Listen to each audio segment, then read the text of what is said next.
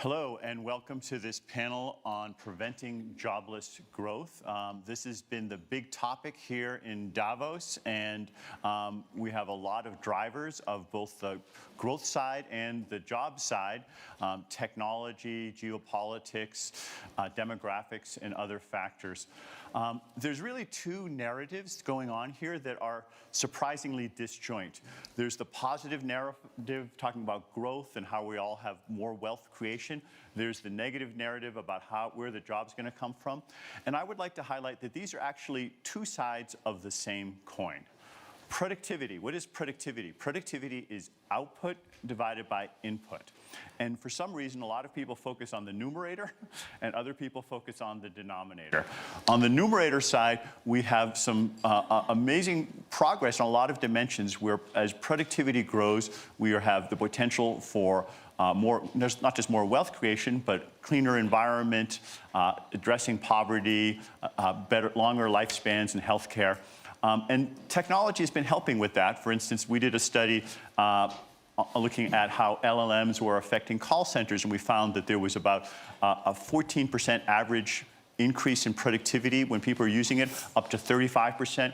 There have been studies in software and coding where you sometimes get even higher double-digit or even triple-digit productivity levels.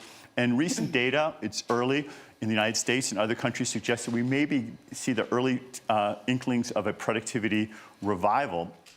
The other side of productivity, though, is the denominator. And there the data is more worrisome because as you increase productivity, that ratio of output to input, you can either have the numerator grow or you can have the denominator shrink or just lay flat. And that's a bit of what we've been seeing lately. Job growth has been somewhat discouraging.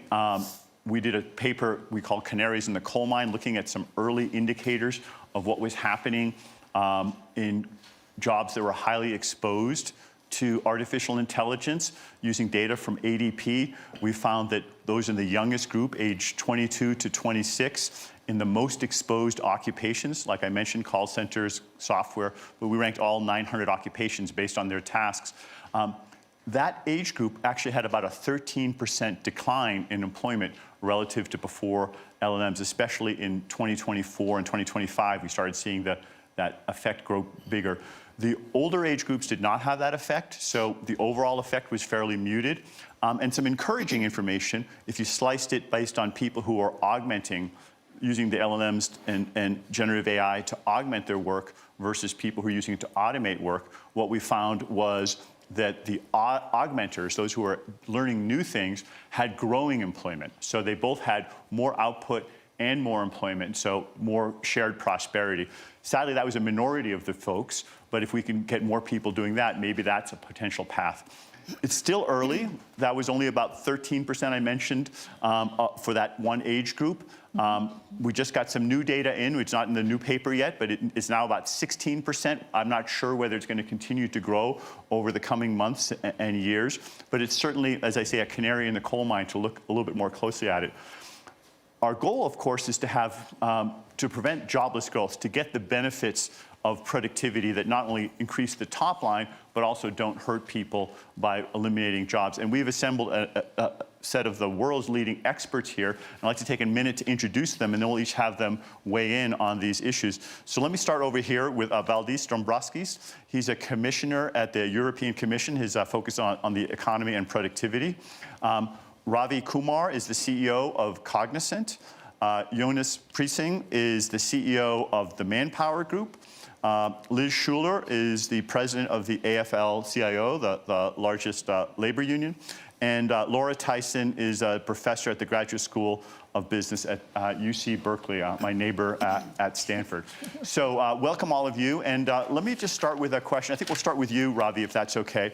I'd like to ask you, we've heard a lot about, I just mentioned about the potential for productivity boost from artificial intelligence, but we don't really see it in the aggregate statistics a whole lot, that there's been these amazing capabilities, but the aggregate numbers are still somewhat muted. Can you make it a little bit more tangible for us and tell us a little bit about how AI is augmenting work, replacing work, affecting productivity? You're very much on the front lines in your organization, and what can organizations do to harness the potential better? Thank you, Erik, for this question. We did this study with 18,000 tasks and 1,100 occupations from the ONET database. Yes. We are pretty sure now that the technology is pretty advanced. I mean, the amount of innovation which has happened around it, the drift of value to businesses has not happened yet. No. Right. And that's, that's true for most technologies. It takes like 8 to 10 years. In this case, the drift has been slower than what we think it should have been. Really? And the reasons why the drift has been slower, and therefore the productivity has been a little bit of a flattish curve. First and foremost, this is a technology which is very probabilistic in nature. It is unlike traditional software, classical software, which is very deterministic. The implementation of it and the reinvention of businesses, which was relatively easier when we applied enterprise software 30 or 40 years ago. When you have probabilistic software and you're trying to do things which are very different to what classical software did, which has human judgment integrated into the decision making, into the work patterns, into the problem solving, you would have to do contextual engineering of the technology which is available. Mm-hmm. So one of the things we've been working on is to make sure that how do we teach AI to be a part of your team? Until you do that, productivity is not going to be... Teach the AI. To be a part of your team. And I've written an HBR article on it. Yeah. Okay. Have a look at it. I mean, it's in the public domain. How to teach AI to be a part of it. How to teach AI to understand the hustle of the company. Yeah. The work patterns of the company. The tribal knowledge of the company. And that is integral to what we're trying to codify and create digital labor using AI. Remember, productivity has been very high for software development. If you just take that specific function. For decades. Yeah, companies like ours, we've seen a significant bump on productivity just on software development cycles. But that's very deterministic. That's deterministic work. It's writing logic, writing code. In fact, I would say one of the points you made, early careers have got impacted. In our case, we actually hired more school graduates last year than ever before. Really? Yeah, and we think we can amplify the potential of people at the bottom of the pyramid, create and eliminate entry barriers, create more productivity, more throughput, provided you can use it to amplify the potential of the people at the bottom. Well, I'd love to hear a little bit more about that. And we did the stat. For the bottom 50 percentile, we had a bump of 36%. And the top 50 percentile, we only had a bump of 17%. Right. And that gives us hope that you could broaden the pyramid, you could take paths to expertise much quicker, learnability is much faster. Can I just ask on that point in particular? I mean, by the way, we found a very similar pattern in our call center study that the less skilled workers actually had the bigger boost from using the technology. But what you're doing and continuing to hire a lot for these entry-level people could be a roadmap for a lot of people. So I want to hear more about how you're doing, because it is true that a lot of the skills that they were doing are increasingly done by machines. So are you upskilling them in a way? Are you teaching them new things that they can do so that they can continue to be productive? I think the good news is early careers, they do not even know how the old stuff was done. Mm-hmm. This is the first time they're starting to write software code, and this is the only way they knew it. Mm-hmm. So it's a relatively easy transition to this process. The second bit I would say is, code assist platforms which helped people to work with machines together were very synchronous. Mm-hmm. We have now started to get to asynchronous work, which is agents do the work, you macro delegate it, and you micro steer it. Yes. And if you macro delegate it and micro steer it, you're like, you're sending agents for work, delegating them, and you're taking it and you're steering it. So I'm going to touch a few other points so that I don't hijack the time for the rest of the panelists. So context engineering is a space we have deeply researched on. Mm-hmm. We think that's very important in the contextual computing era. Yep. The past was, we wrote technology around the microprocessor. We're going to write technology around the LLM, which is very probabilistic in nature. Context engineering is a very important point. Integrating work between machines and people is very important. The infrastructure of enterprises has predominantly been built for humans. It's not been built for machines. And if you look at what's happening with autonomous cars, to implement autonomous cars has been harder because the infrastructure has been built for humans. Right. And now you're trying to build an interplay between humans and machines.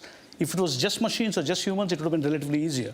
If it's machines and humans coming together and amplifying each other, it's going to be harder. So that infrastructure, integrating work patterns. Yep. In fact, AI is going to be in the middle of a workflow. You're going to have people on the front and people at the back. People on the front doing, authentication, problem finding, and ideation and stuff like that. People at the back doing validation and verification. So to integrate work, productivity is only going to come if you start to integrate the work from human and machine labor. The last point I want to make, and we can open it up subsequently after all of us talk, this is not about applying technology to old stuff we already had. So what will really happen is the old stuff will remain as is, and we're going to do it in a cheaper way.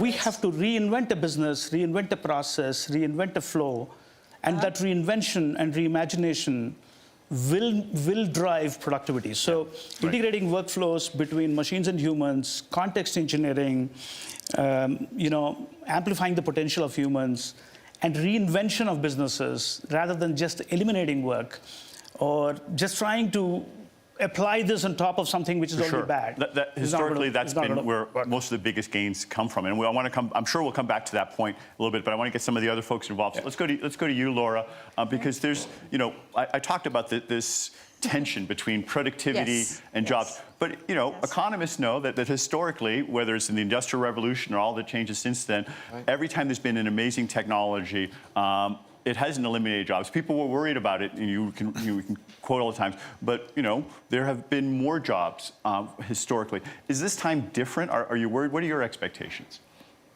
So first of all, I want to say, yes, I certainly espouse those views. I certainly feel that past technological revolutions have actually led. There's no such thing in the evidence so far of long-term technological unemployment. I mean, what happens is the technology over time, along with changes in demand, changes the composition of employment, changes what people do, changes what sectors are demanded to grow, and labor is hired to do that. So that's the first thing. The second thing, though, is, and I think it's fair, and it explains some of the concern that people have, is the disruption effect can be pretty big. The disruption effect. Even if you're moving from one set of jobs to another job, that's not the easiest thing to do. It's like historically speaking, again, the technology oftentimes will eliminate or reduce the number of jobs. It might increase productivity in that place, but the number of jobs actually declines, whereas the new jobs are someplace else, or the new jobs require some set of skills that people who are displaced. What's an example of that in the past that we've seen? I would say that the best work here is really by David Autor, and you can kind of see all the new jobs. But again, it's a 40-year process. It's not a 40-day process or 4 years. So I would say that the concern people have is about the transition. And then the policymakers, I tend to look at this all in terms of policy. So what should policymakers do? Well, number one, I just want to start with the notion that we really need to have very strong aggregate demand. If we have a weak labor market, then the growth of new jobs is going to be slow. So first of all, let's just say you got to get macro policy right. Okay, but then you have to do things like help train. And I heard this morning, and I think this has been really important, California does a lot of its training through community colleges. And so basically, the kids going into community colleges are very concerned about your kind of data. Oh my God, I'm not going to get into an entry-level job in this kind of office situation. So I would say what community colleges and educators need to do is have very tight links with the business community, what's happening with you? What sorts of jobs do you feel you are going to create? Like the set of, like the Ravi described, exactly. the 900 different occupations. My view would be work with Ravi. The policymakers should absolutely, because in our market system, these kinds of decisions are going to be made ultimately by the companies. The policymakers actually have to respond. So I would go that far. I do want to say, though, that I have a dystopian view in the following sense. I certainly believe that the productivity benefits are there and can be substantial.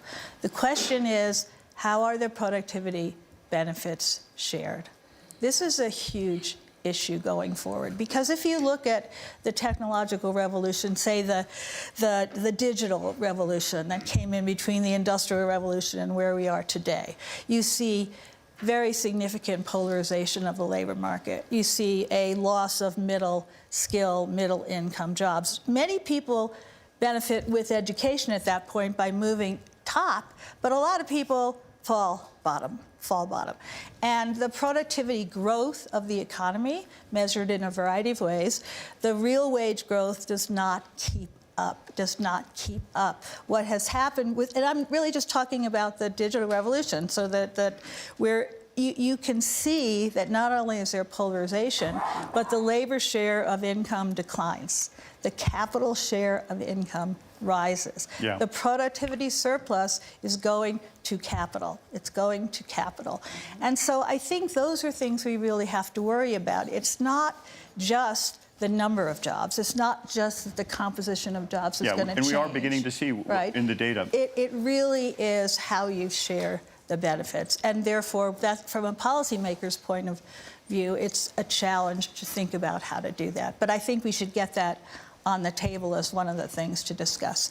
I believe in the productivity benefits. I believe that employment will change over time. I believe that there's no long-term unemployment. But my concerns are about real wage growth, about polarization, the division of the benefits. About the division. Well, and you mentioned and the transition. And the transition. The transition and is let me just hold that there and let's get some other voices in. And so you mentioned policymakers, and so why don't we have one here, Valdis, if you want to weigh in, like, you know, how are you thinking about, you know, this risk of jobless growth, and what are the policy targets we should be thinking about? Is that on your agenda? Well, good morning, everyone. Obviously, it's on our agenda. Well, all in all, what we are looking, if we first look at the productivity, that in terms of productivity, EU is lagging behind other major economies already for a few decades.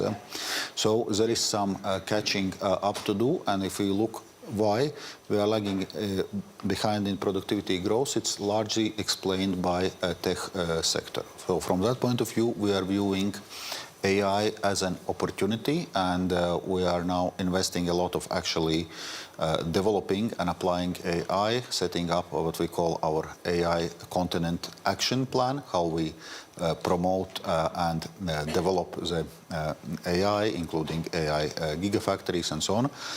And second, apply AI strategy where we facilitate the use of AI across different sectors of economy and also the public sector. So in terms of jobs, right now, labor market in the EU is robust, and what we had seen in post-COVID recovery, actually, our economy has created more jobs than you would normally expect with this kind of economic growth we are having right now.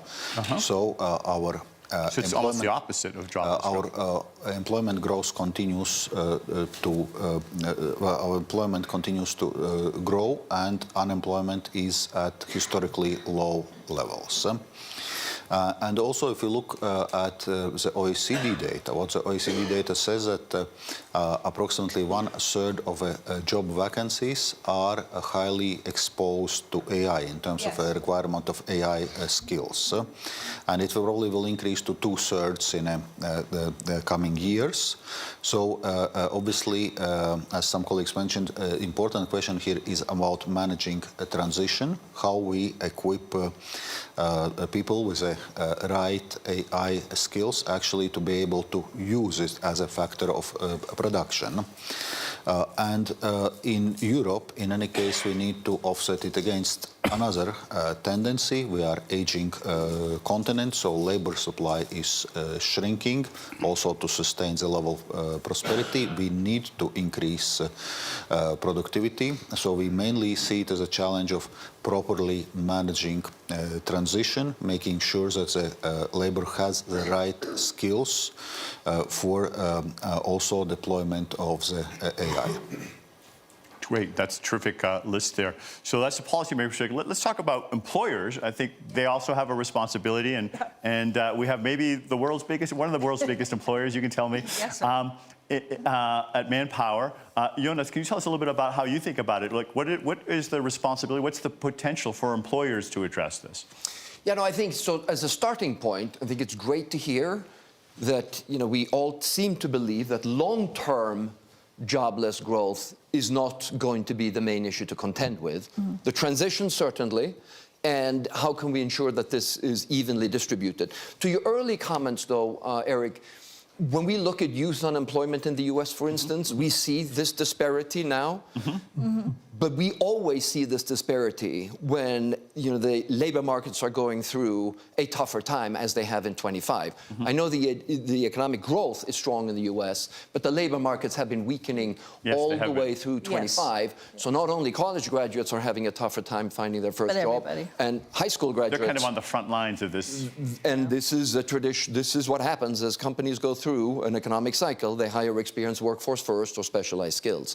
So I don't know if your research sort of eliminated that, because Well, let me just very briefly, yeah. So if we looked at that age group, but we also looked at the exposure to AI, and the folks that are most exposed had a big fall. The less exposed had a lesser fall. Right. And then, interestingly, the least exposed, like home health aides, they actually had growing employment. So it wasn't just a level shift. It was kind of a twist. Depending on how much they were exposed. So that's a little bit more concerning. I have to be clear, this was not a causal test. We didn't have an A group that was exposed to AI and a B group that didn't get exposed. So it's all correlational, but the patterns are a little concerning. Yeah. Well, we're not really, we're seeing that in some job categories, and you mentioned the two really are the only ones where we can see some effect. But broadly speaking, value realization is lagging the strength and the advancement of the technological. Yeah, as Ravi said as well. Just as you said, Ravi. Yeah, in fact, we did a quantification of that by looking at those 18,000 tasks. In the United States, $15 trillion is the labor economy, or the labor value. $4.5 trillion is already theoretically exposed to AI. Right. But that $4.5 trillion is not realized yet. No. In a way. No. And I think a lot of those reasons is that to get the full benefit of AI, it's not about an AI applied to a task, but it is about an AI applied to the workflow. To a workflow. Yep. And that application of the design, the process redesign on how work gets done will create new jobs, will require new skills, and it will take time. The reinvention. The reinvention, it's easy to reinvent with 5 people in a startup. Large organization, public sector, it takes time. The culture has been established, and the ability to attract and grow the skills, which comes back to the point you asked me about around employers. And of course, employers have a big responsibility to avoid this notion of a divide. Now, when it comes to the digital divide, I have a bit of a contrarian view, because AI commoditizes expertise. Mm-hmm. So instead of creating a divide between the haves and the have-nots, everybody has access, essentially, to an infinite extension of your mind. Of their capabilities. I think it's of capabilities. Spot-on observation. I think the digital divide... So if you let me finish, just Ravi. Yep. So I think that is a positive. This is true. But what we're observing today, that companies are already doing, those at the front edge, they are really training their people in AI skills. And you say, what is an AI skill? If what is true is a process redesign is needed, what kind of skills are you training for?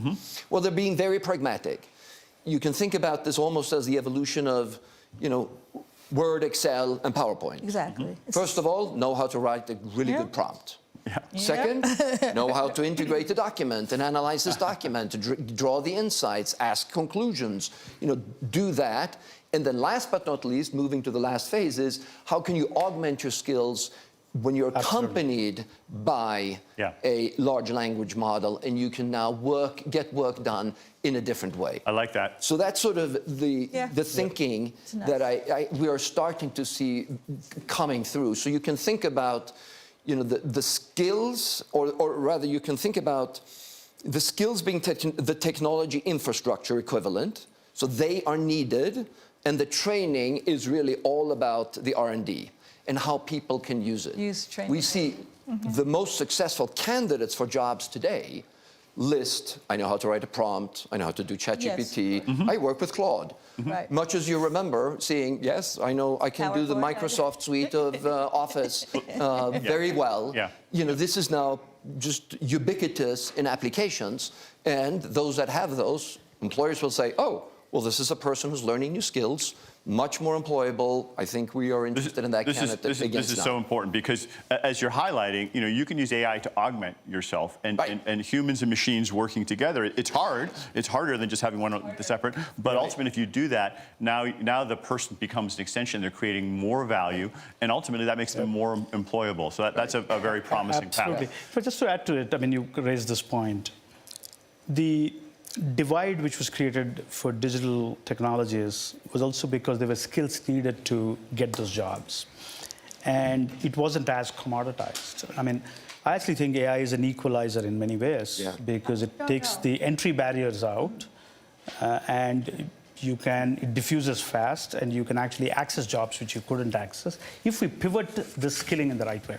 I just point out, we should go on, but a question I have in my mind. If we live, now let's go to a very specific structure. The structure we live in is a structure in which companies make these decisions, okay? They make these decisions. Why does a company decide to use the technology to augment skills versus to automate skills? If you have a high percentage of labor costs in your overall cost structure, and it tends to be in fairly low skill categories that can be easily automated away, your incentive is to automate it away. I believe. I think so you're both talking about companies that are doing something different, and I think what I want to understand is what can we do in the structure to encourage companies to behave that way, because there's a natural incentive. I'll give you a chance to think about an answer to that question. I have some thoughts as well, but I really we've all been talking about workers. I agree. And here we have I agree. Liz Shuler representing the largest labor union. So I think we should hear from this. You're the anchor person here. Tell us a little bit about, given the scale and some of the things you've just heard here, tell us about how you think we can ensure that workers get a fair share, have a voice in all of this. What are you seeing? Yeah, I've been sitting here waiting to speak because we represent all of the people that you're talking about. Right. Exactly. In the U.S., the AFL-CIO is an umbrella organization of 64 unions, 15 million workers, ranging from every industry, from professional athletes to actors and bus drivers, nurses, healthcare workers, the people, making this meeting happen behind the camera. So we absolutely are paying attention to what is happening with this transition and this discussion. We are seeing, just as a backdrop, the economy, at least in the US and around the world, isn't working for working people now. Right? We have inequality at its highest levels. People are working harder and harder for less. They're working 2 and 3 jobs just to keep up. In the U.S., workers, 40% of workers do not have $400 for an emergency. Now, put AI on top of that. The insecurity that we're all experiencing, the fact that people are waking up and some new technology is landing on them in their jobs without training, without them having a say. Of course they're going to be anxious. Of course they're going to be feeling insecure about what the future holds. And so I think we really need to stop and say, who are we doing this for? What are the results we want, and how do we get there? Well, we get there by including workers in the process.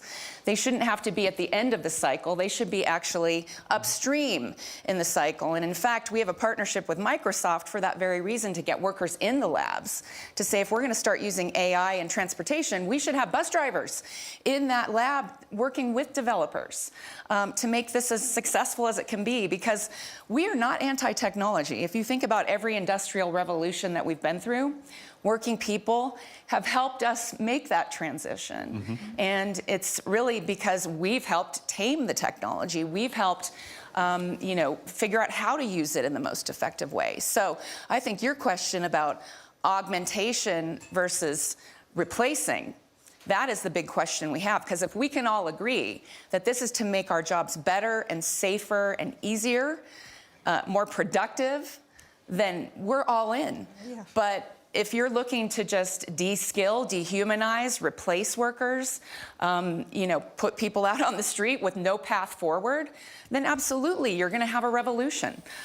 So I think that's something we all need to be very real about, and thinking about, if we are going to have productivity gains, working people, the ones who make these industries happen, need to share in that. So there's not been a lot of discussion about that here. Of course, in terms of how we create policies, how we create tax infrastructure, whether or not we are redistributing. That word, is a dirty word around here, but we need to talk about it and confront how we're going to make sure that working people share in the gains of these technologies. And if you look at the numbers of jobs, let's talk about job quality. Because yes, maybe there are a lot of jobs created, but what kind of jobs are we talking about? Are they jobs that can sustain a family? Is it a job that, people can actually work one job? One job should be enough.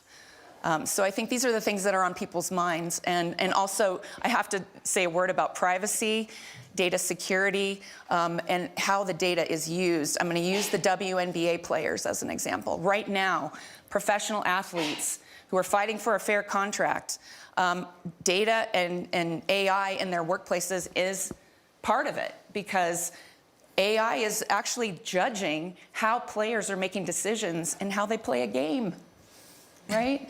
Are we now saying that that's what we're getting to?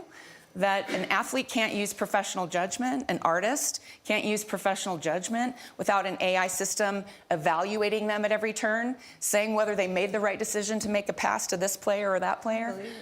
So collective bargaining actually is a tool that really undergirds this and gives workers a seat at the table to determine how that data is used.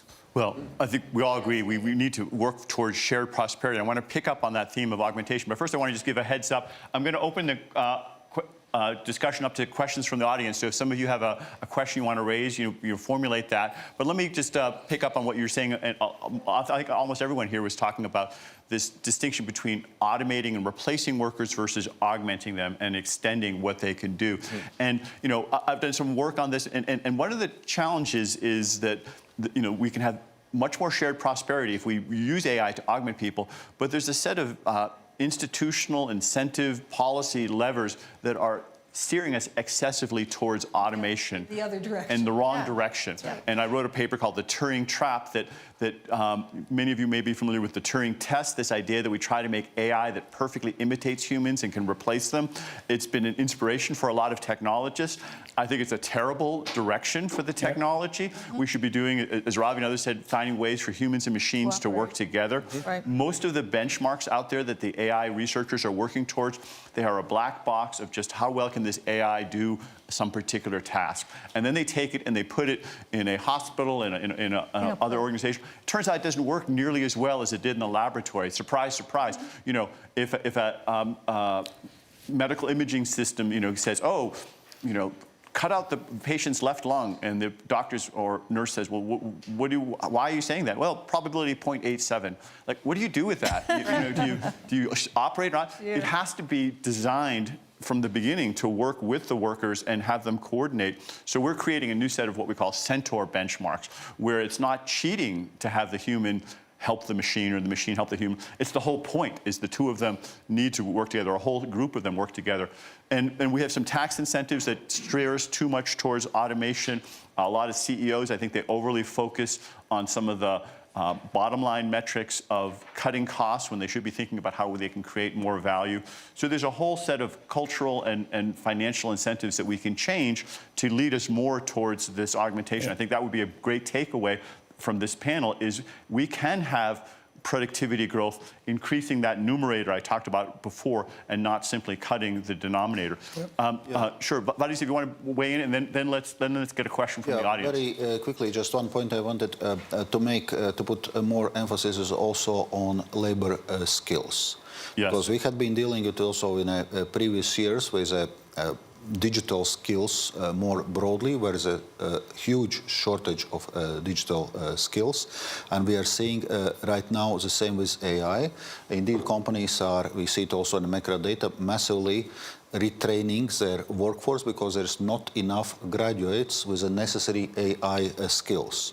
So if we want to have this transition successful, we also need to focus very much on having the right skills of people entering the labor force and also people already in the labor force. Absolutely. So is there someone in the, back here, if we get a microphone over here? It's hard to... Here comes the mic. And just say your name and keep your question brief. Brief as I can. Simon O'Connell, SMB Global Development Partner. Fascinating discussion. I love the kind of framing moving towards the shared productivity gains. Official development assistance last year was about 212 billion globally. It's being dismantled, unraveled, depleted, et cetera, et cetera. I wonder if there's a whole new framework here around shared productivity gains where those doctors, nurses, teachers, even farmers in more affluent societies who gain time and the companies gain in growth through that increased productivity, that can be shared. It's really metricable, it's really evidenceable, and it can be shared. I'm sure it can be shared, in more affluent societies as well, but a whole different model, moving away from the more traditional official development assistance structures to shared productivity gains. And I'd love to hear thoughts from the panelists on Laura? that. Thank you. I would say, I just heard a really compelling presentation from the president of the World Bank. And what they're doing is they believe that you can use edge AI models to help increase productivity in the key sectors that are to bring a country or bring a nation, bring a continent out of poverty. So he sort of talked about the edge AI in agriculture. So helping small-scale, low-income farmers in Africa who had a tendency to just leave the farm, sell the farm, go to urban, not be employed. This now makes them much more productive, okay? He talked about that in terms of healthcare. He talked about that in terms of tourism. So I think it's possible if we tend to focus all on the big LLM models and the big corporations, but actually there's amazing set of things being done at the sectoral level. And that probably also would be involved with you. I mean, you talk about voice and labor representation. If the technology is developing, getting the workers to work in a sector with the technology. I love the bus transport example. I love it. My husband is a writer. What about the Writers Guild Association and how you protect your intellectual property? So it's the basketball players. It just strikes me that we can actually get a huge increase in productivity, performance, wages, everything else, if we actually design the edge applications to really work in the... So we're running low on time here. Can I add one thing here? Let me just call it. I just want to give everybody a chance to weigh in maybe for like a minute or so, and let me start with you, Ravi. Yeah, so I think you raised this very important point on higher demand. Higher demand. And that, I think, is a trigger to... Why are corporations focused on bottom line? Because they're not able to do growth. Okay. So the ability to take the pivot back to growth and create a flywheel on that, and productivity is a flywheel. I mean, it creates deflationary growth. Of course. So the point you made on sectors to look at, I think is very important. I mean, a lot of productivity is looked at in context to the knowledge industry, and a lot of jobs which got created in the last 2 decades were in the knowledge industry. The reality is you need more productivity in agriculture, manufacturing, sectors, healthcare. And the throughput you can get there is significantly higher. And we did exposure scores and velocity of change in the last 3 years. The exposure scores are very low in construction, transportation, but the velocity at which that exposure is going to go up is very high there. And you're going to create more jobs because the productivity is going to go up. I mean, let's take software development. Productivity is very high. Yes. So the exposure scores are very high. The velocity of change is going to be lower because it is so high. I mean, in software, at least our study says the exposure is 70%, which means the change, the rate of change every year is going to be much lower. It's already re-baselined. The jobs of the future are already here. While manufacturing, healthcare, construction, transportation, these are sectors where you could do digital enhancement of physical jobs using AI technologies. Yeah, and some of those physical changes are going to happen a little bit later. We're seeing it first on the cognitive side. Jonas, you want to weigh in with some closing thoughts? Yeah, no, you know, what strikes me over time, we always get very mesmerized by the technology itself. 10 years ago, we're all worried, blockchain. We were curious. The whole Dombrovskis, it was all about blockchain. That lasted 1 year, and then that was it. Then we moved to driverless cars. What are all the bus drivers going to do? What's going to happen with them? And, you know, we're nowhere near there. And when we are, the buses or the trucks have a driver in the cabin, because as humans, we prefer that certainty that just in case, just like airplanes, just in case, please let's have 3 pilots, even though evidence and data would say pilots are the ones that, you know, cause issues more than the technology in most cases. So in the end, the technological progress and the speed of which, I think, is all about humanity. Yeah. The work of the future enabled by technology is decided by the workers of the future and the skills that they acquire. Yet we always tend to move into the notion of what can technology do and, you know, what is going to happen. So this notion of we need to take care of the people, provide humans the edge, which we believe is going to be the case, augmenting with AI. So the human edge and the human age is really what we need to focus on, because the notion of reskilling at scale, we don't have to worry about large enterprises. Large enterprises will retrain, reskill, upskill their people because they're competing and they have the resources. Yeah, we need to worry about all of the other employers, which are the majority of employment providers.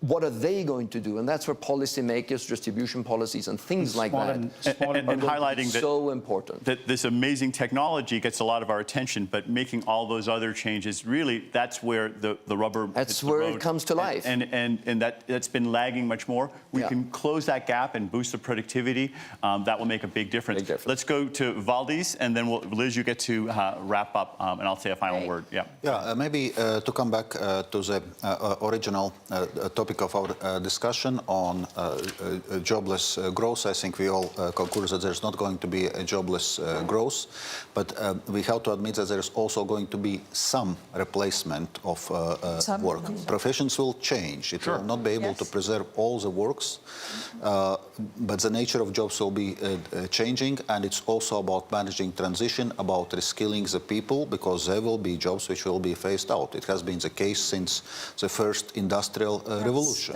But the question is what happens on jobs with aggregates, and there are reasons to believe that there will be jobs, and the question is how we properly equip people for those new jobs. We will not be able to hold to every old job we had.